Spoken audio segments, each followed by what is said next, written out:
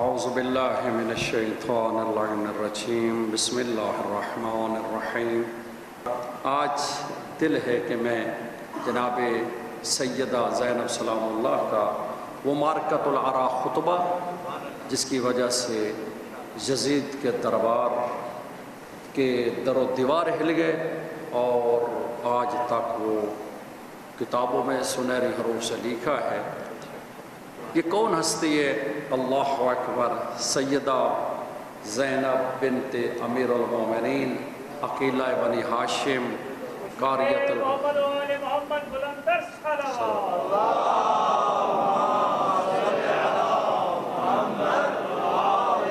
قاریہ قرآن، امینہ رسالت و امامت، محسنہ اسلام، شریکت الحسین، آیت من آیات اللہ کی آیتوں میں سے ایک آیت ہے۔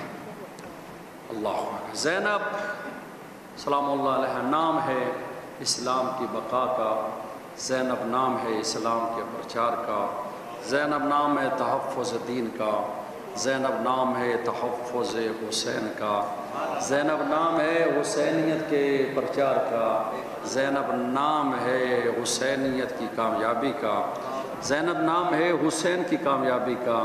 آپ بولے نہ بولے میں کہتا رہوں گا، زینب نام ہے انبیاء کی عزت و آبرو کا، زینب نام ہے مولا علی کی بولتی ہوئی نہج البلاغہ کا، زینب نام ہے اللہ اکبر شیر دل خاتون کا، زینب نام ہے شریکت الحسین کا۔ اللہ زینب کون زینب جس کے لیے معصوم کہے انت عالمہ تو غیر معلمہ، زینب بنت علی اللہ اکبر جس کے جو قرآن ناطق کی منہ بولتی ہے اور مفسرہ قرآن ہے، اور زینب ملکہ صبر و تحمل ہے، زینب محافظ امامت ہے، زینب اللہ اکبر آج ہماری ماؤں بیٹیوں کے سروں پر موجودہ چادر کا نام زینب ہے۔ زینب سلام اللہ علیہ وہ ہستی ہیں جسے چوتھے امام زین العابدین نے کہا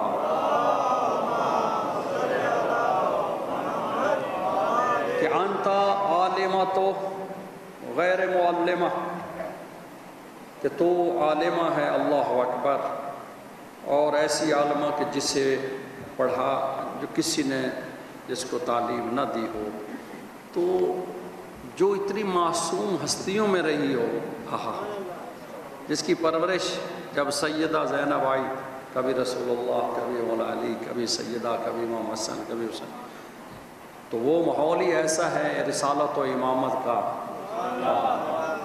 تو سیدہ زینب کا کوئی ثانی نہیں ہے۔ خطبہ دینے کے لیے خطیب کو یا دینے والے کو، ذاکر کو، ذاکرہ کو ماحول چاہیے، اور جناب زینب کا ماحول کیسا تھا؟ شام تھا، اللہ اکبر، پورا دربار شام بھرا ہوا، یہ ملاؤں اور اس کے سارے سفیر، ساری اسٹیٹوں کے والی اس نے اکٹھے کیے ہوئے، کرسیاں لگی ہوئی ہیں، اللہ اکبر، تماشبین بیٹھے ہیں، سفراء بیٹھے ہیں، پتہ نہیں کہاں کہاں سے وزیر سفیر آئے ہوئے ہیں، کیونکہ اس کی حکومت کو کہ چند مہینے ہوئے تھے یزید کو آئے ہوئے، تو وہ دہشت یعنی مطلب ہے کہ ایک پورے مسلمانوں کی ماحول میں دہشت بٹھانا چاہتا تھا۔ اس ملاؤن نے دربار کو سجایا، اور بہت مطلب ہے کہ جو لوگ اس کے رابطے میں تھے ان کو بھی اس نے اکٹھا کر لیا، دربار لگا ہوا ہے، سفیر بیٹھے ہیں۔ اس وقت بھی زینب نے اپنا خطبہ شروع کیا، اور جو کہ ماحول اور مجمع سوچ ہی نہیں سکتا تھا، اس وقت جناب زینب نے دربار میں کھڑے ہو کر جو خطبہ دیا وہ میں آپ تک پہنچانا چاہتا ہوں۔ سب سے پہلے بی بی نے اللہ کے ذکر سے ان کی توجہ مبذول کرائی اپنی طرف، اس کے بعد کہا صلی اللہ علیہ رسولہ وآلہ، اور بی بی نے ساتھ بتایا کہ میں محمد مصطفیٰ پر درود و سلام بھی بھیجتی ہوں روز کو، اور مجمع کو اپنی طرف متوجہ کیا۔ اب وہ سمجھے کہ یہ بی بی خطبہ دے رہی ہے اور کوئی عربی میں خطبہ، اور وہ بھی اللہ کی حمد. یہاں پہ اللہ اور رسول کی حمد سے خطبہ اس لیے شروع کیا کیونکہ شام میں یہودی بھی رہتے ہیں، شام میں عیسائی بھی بہت رہتے تھے، اور شام کا ماحول بھی عجیب تھا. لیکن بیوی نے اپنا، ابھی یہ خدا کی مدد، یزید کو تو ہوش ہی نہیں ہے اتنا، وہ تو شراب بھی پی رہا ہے، اور شرابی آدمی جو ہے وہ میں بول ہی نہیں سکتا. لیکن جناب سیدہ نے دربار والوں کو سب کو اپنی طرف متوجہ کیا. اب بھی ڈائریکٹ یزید سے بات کرتی. سیدہ نے کہا آذنت یزید، یزید تو سمجھتا ہے کہ ہمارے مرد قتل ہو گئے، شہید کر دیے اور ہمیں قید کر کے، کیا تیرا یہ خیال ہے؟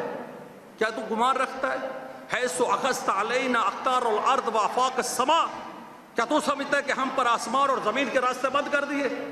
فاصبحنا نساق کما تساق الاسارہ ان بنا علی اللہ ہوانا، کیا تو خیال کرتا ہے کہ ہم خاندان رسالت کی بیٹیوں کو، ہم اہل بیت کی عورتوں کو تو قید کر کے در بدر پھرا کے، کیا تو سمجھتا ہے کہ تو اللہ نے تجھے عزت دی ہے، ہمارا مقام کم ہو گیا؟ فرمایا وَبِكَ عَلَيْهِ کرامہ، اور تو سمجھتا ہے کہ تجھے سے کوئی کرامت مل گئی ہے؟ فرمایا اِنَّ ذَلِكَ لِعَزْمِ خَطْرِكَ عِنْدَهُ، آج تیرے پاس اقتدار ہے، سلطنت ہے. فَشَمِخْتَ بِعَنْفِكَ، آج تیری ناک پھوٹی ہوئی ہے، پھولی ہوئی ہے. وَنَظَرْتُ فِي عِطْفِكَ، غرور کی وجہ سے تیرے کندھے اچکا رہے ہیں، تو بڑا خوشیاں بنا رہا ہے. جزلانک مسرورا، تو سمجھتا ہے کہ خاندان رسول کی بیٹیوں کو قید کر کے تو خوشیاں بنا رہا ہے، اور تو سمجھتا ہے کہ ہمارے لیے تو نے زندگی تنگ کر دی ہے. آگے فرماتے ہیں حیث رأیت الدنیا لک مستوفقۃ، تو سمجھ رہا ہے کہ تیری سلطنت مضبوط ہے، تیری حکومت ہے.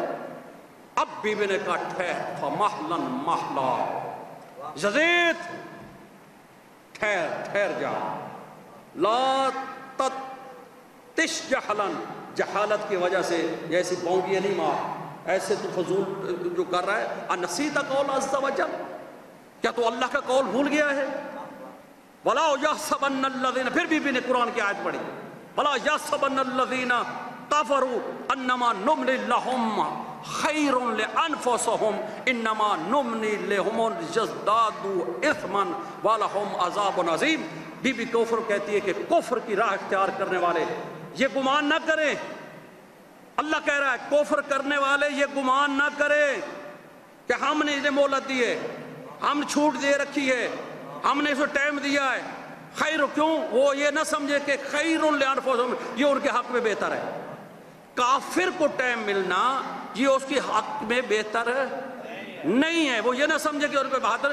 انما نملی لہم الجزداد اثما، اب قرآن کہہ رہا ہے تجھے جو مہلت دی گئی ہے اس لیے کہ اللہ کہتا ہے کہ اور تو گناہ کما لے، اور جتنے گناہ اکٹھے کر سکتا ہے. وَلَهُمْ عَذَابٌ مُحِينٌ، کیونکہ تیرے لیے نہ ختم ہونے والا عذاب ہے.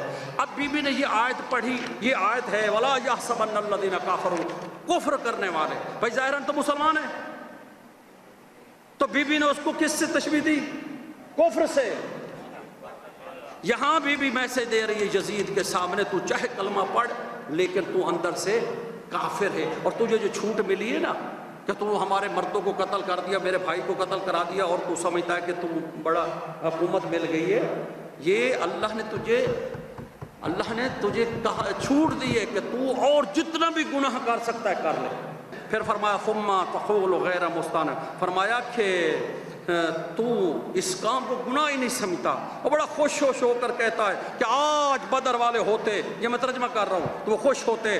اور تو نے، اب بی بی نے کہا کہ تو نے جو کہا منتحین علی ثناء ابا عبداللہ سید شباب الجنہ، یزید تو نے اپنے نچے چھڑی تھے حاضرین کے سامنے، میرے بھائی سید شباب الجنہ ابا عبداللہ کے دانتوں پہ ماری ہے، توہین کی ہے، تو نے ہمارے زخموں کو تازہ کر دیا،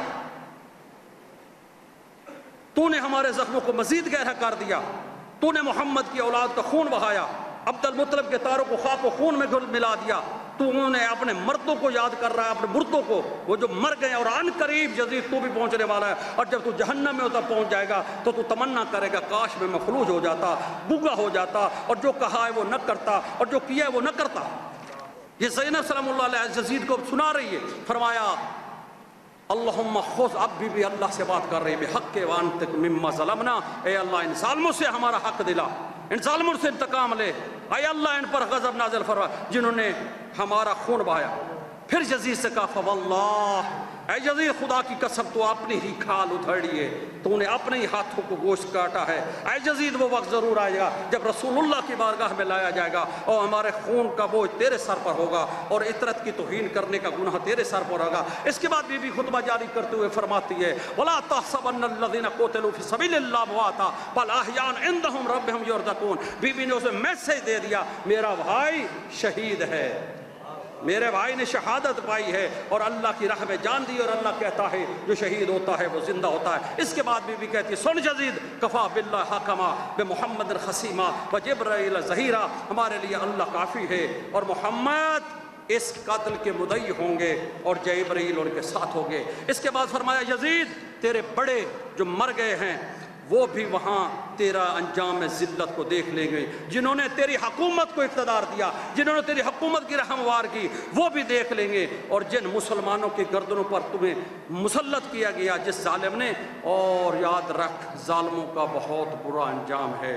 ان اللہ و ملائکتہ یصلون علی النبی یا ایھا الذین آمنوا صلوا علیہ وسلموا تسلیما۔